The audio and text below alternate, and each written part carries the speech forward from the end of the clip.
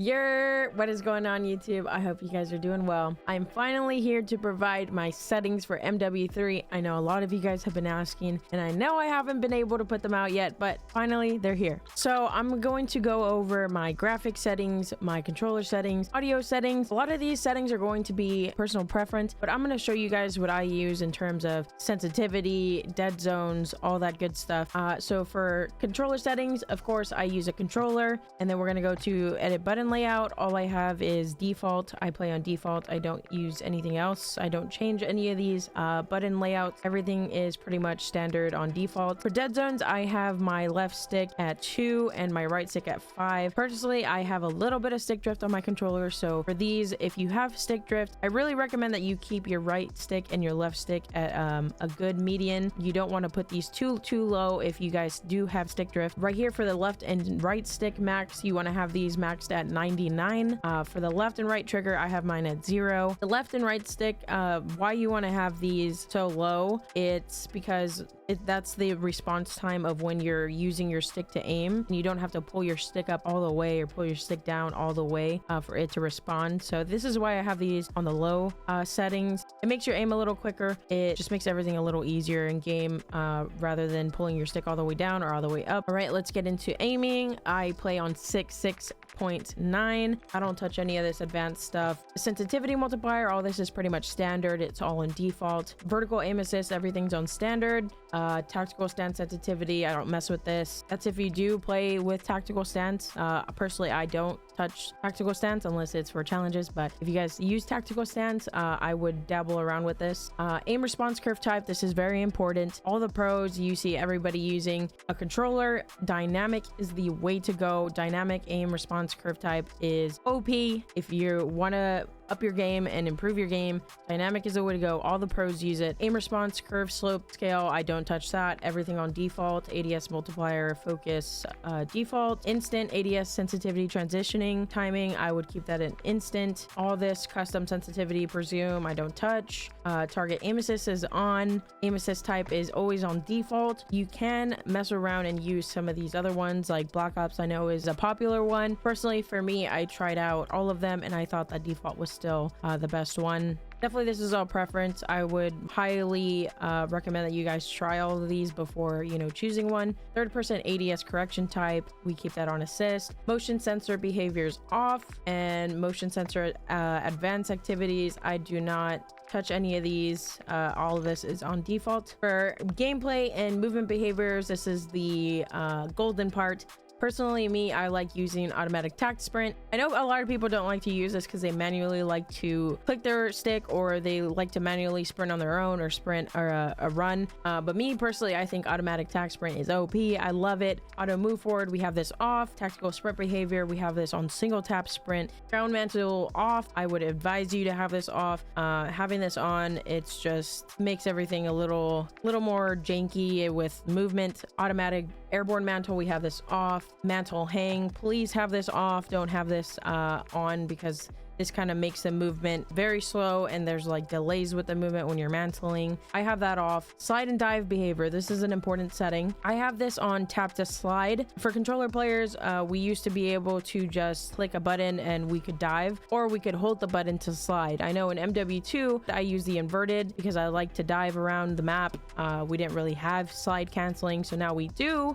Now that you have tap to slide, you can tap your button or your paddle or your whatever once and it'll slide, so you're essentially doing a slide cancel, and then now you're gonna have to hold the paddle or hold the button to dive. So if you have this on slide only or dive only, you won't be able to do one or the other. So I would have this on tap to slide. It'll make movement a little easier. Plunging underwater, you want this free. Parachute auto deploy, I have this off because I like to pull my chute when I like to pull my chute. Sprinting door bash, I have this on. Climb behavior, I have this on mantle only. I want to be able to just mantle mantle something and mantle that only. I don't want it to be movement based and moving all around. Like if I jump, I just want to mantle what I want to mantle, and that's it. Slide cancel sprint, I have this on. Aim down sight behavior, I have this on hold. Weapon mount activation, this is just something that I have mine on double tap ADS. A lot of people use ADS and melee. Weapon mount exit delay, now you want to have this on instant. You don't want to have this on short, medium, or long. You want to have this on instant. So right when you want to get off that mantle, it's quick and it's right away, and there's no delay. You want to have that on instant for sure. Tactical stance activation, now this is where your gun kind of like tilts to the side, or when you're aiming or you're sliding, you have, you know, your tac stance activated. I have this off. Okay, I personally don't like to play with tactical stance, but this is something that is, again, personal preference. Interact reload behavior, I have mine on prioritize to interact. I would put on prioritize reload for multiplayer. If you're not playing Warzone, I would keep the reload on, but if you are playing Warzone or DMZ or zombies, I would definitely highly recommend the prioritize to interact. Plate behavior, apply all, of course. ADS stick swap off, backpack control, directional buttons, depleted ammo switch. I have this on, so when I run out of ammo, my weapon switches. All this is pretty much just standard. So for graphic settings, I'm going to tell you guys my specs. I play on dual PC. On my gaming PC, I have a 4080 RTX. NVIDIA, of course. I used to have an AMD card, so I kind of know the ins and outs of how the AMD cards work rather than the NVIDIA on Warzone. Personally, I'm loving my NVIDIA graphics card. It's been great. These are, again, settings that are going to apply to NVIDIA. If you have an AMD, these might look a little different, but other than that, they're pretty much going to be standard and the same. So I play on full screen exclusive. I think you should always play on full screen exclusive if you're playing on one monitor and dual PC. If you have one PC and you're gaming and streaming on the same one, I would not play with full screen exclusive. All this screen refresh rate, I play at 240. All this, again, pretty much standard. You're playing with NVIDIA card, I would have on plus boost on for this setting. Eco mode preset, I'm not sure what this does, but I have all this on custom. I have my frame rate limit at unlimited. I get pretty good frames on my PC. Again, this is preference. A lot of you guys have different rigs and all that, so it all might be different for you guys. Let's move on to quality. Graphic preset, I have this on custom. I have everything on what I want to put. Render resolution, you always want to have this at 100. That's just standard. And dynamic resolution, I have this off. Upscaling, sharpening, I have mine at Fidelity FX Cast. This really helps with strengthening and sharpening your game. I really like my game to look sharp, so I have mine up at 100. You can have yours at 80 or 90. It all just depends. VRAM scale target, I have mine at 90. Variable rate shading, I have this off. Texture resolution, I have this at normal. You can have this on high or you can have this on low. I know a lot of people put all their settings on low for let's say frames. They want a higher FPS. For me, I think this is a good median of having good FPS and having good performance. I still get decent frames with having this on normal. You could go higher, but if you can see at the bottom at the estimated VRAM usage, it does use a little bit more VRAM when you go up to the higher settings. Texture filter, anisotropic, I think I said that right. I have this on high. It's just really like the textures of the quality of that you see at an angle or at a distance. It doesn't really touch your VRAM usage, so I have this at high. Depth of field, please turn this off because it makes, like, when you ADS or when you're looking in, it makes everything look like fuzzy and grainy. Just turn this off, please. Detail quality level, I have this on normal. You could definitely put this to high. It'll use a little bit more VRAM. I definitely wouldn't recommend having this on low. I would have it at the minimum at normal. Particle resolution, you can have this at very low. It doesn't really matter pretty much of the particle effects or like when you shoot or when you throw a thermite, like all those, like no one really pays attention to that. You have this at low, very low, or normal. You don't need to have this on high. Bullet impacts, I have these off. These are really good to see your recoil patterns, or if that's something you want on to see your bullets. I personally have that off. Persistent effects, I have off. Shader quality, mine is at medium.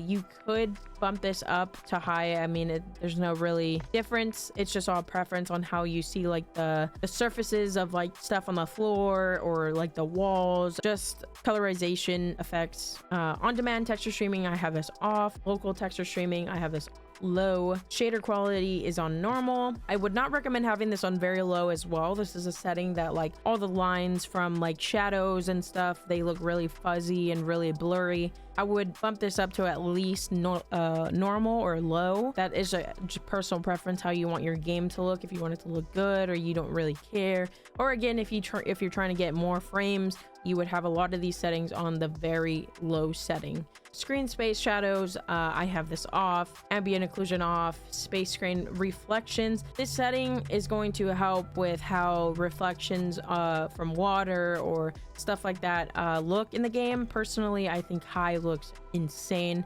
Static reflection quality, I have this on low.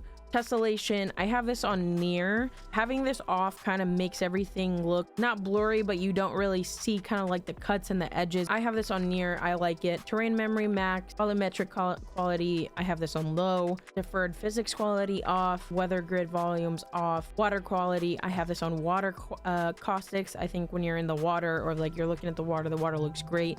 And it's easier to see too. If enemies are in the water or swimming near you, you can see them a little bit easier with water caustics. Okay, audio too, guys. All this is going to be preference.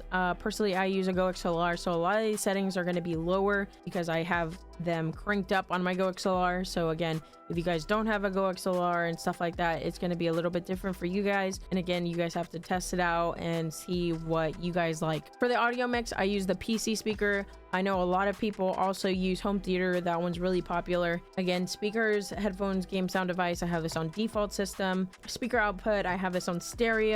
Master volume, I have mine on 30, but because I have my game cranked on my Go XLR, so if you guys don't have a Go XLR, this is all you have, then I would definitely up your master volume.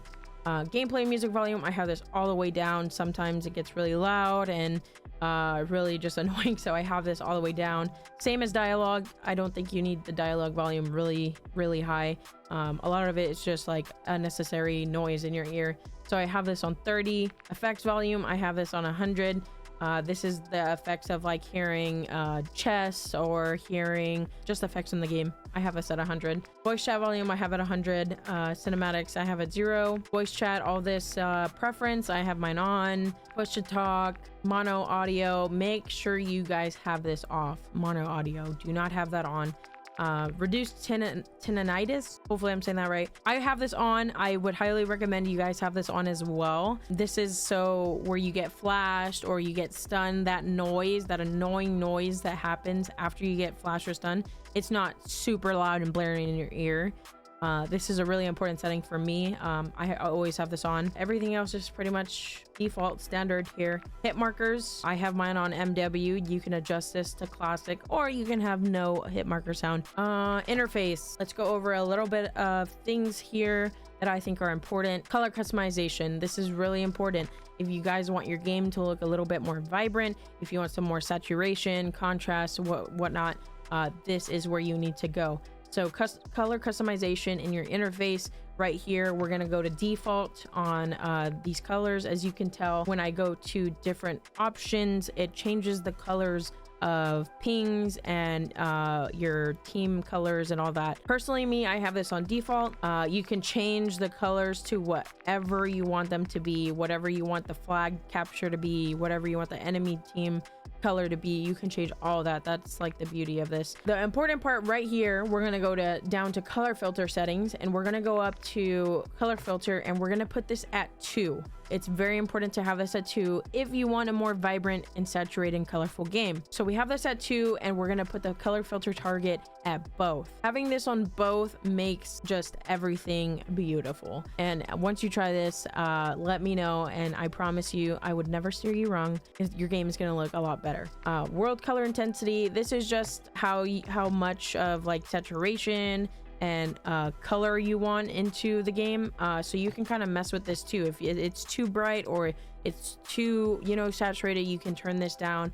And the same thing with interface color intensity, you can change this as well. All right, moving on to HUD bounds. Personal preference here, once again, me, I like to have my HUD bounds kind of a little bit closer, just because when I'm playing Warzone and stuff and I have to look at like mini map and stuff, I don't like to look like all the way up at the top left of my monitor. I like to look like super close, that way I don't have to, you know, move my head or move my eyes too far. But mini map shape, I would highly recommend you guys turn this on square and not round. It gives you a bit more visibility and it gives you a bigger view of your mini map. Mini map rotation, I would definitely have this off. Horizontal compass, this is again preference if you want to have it on or not. If you call out to random teammates, or you know, if you use game chat, this is definitely helpful to give in-game comms to your teammates that don't have mics with you in Discord or whatnot. Crosshairs, I would recommend putting static on. If you don't have static on, the crosshairs kind of like bobble and move when you're moving around, and it's kind of like annoying. Static just has it in one place and it's like perfect tracking. Personally, I like the static. Telemetry, this is a setting that turns your frames on that you can see in game. It'll pop up on the top left. I have my server latency, so that's like your ping. Packet loss, I like to see if I'm having packet loss or if I'm lagging. All this stuff is kind of preference. You can turn this on. I also have the clock on to see what time it is. And that wraps up our MW3 settings video. I hope you guys enjoyed. I hope these settings help you out. Again, these are going to be a lot of preference settings, so tune them, fix them, mess around with them to your liking, and let me know what you think.